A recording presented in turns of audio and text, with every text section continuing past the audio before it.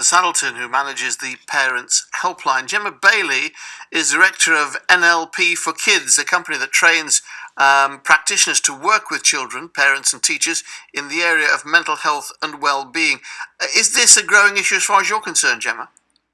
Yeah, it certainly is, Stuart.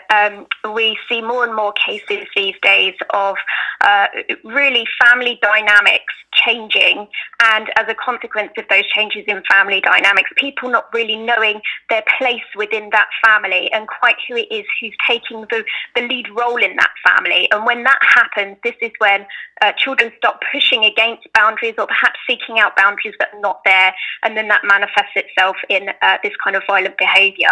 And how easy is it to sort this out? Because that's the bottom line, really.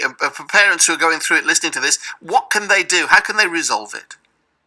Well, it really comes down to having initially a look at what might be the cause of this problem. Now, as I know some of your previous callers had mentioned, it may be down to a whole range of different things that have changed within that family. So it could be a bereavement, for example, or it might be a lack of parenting skills. So it might date back historically and have started from a very young age for that child. So in terms of how easy it is to adjust the situation, it really comes down initially to everyone wanting to have that attitudinal shift, everyone being on board with the idea of making a change to help make those family dynamics better.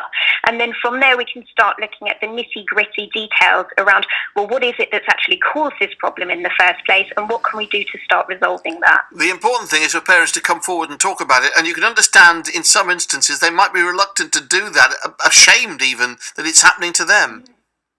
Yeah, absolutely. But it's also essential because the thing is children, even very young children or teenagers, are seeking out a sense of certainty. And that's essentially what our parents are there to do for us. So, parents are leaders and managers for their children. And that might not be a skill that comes naturally to them, as being a leader and a manager.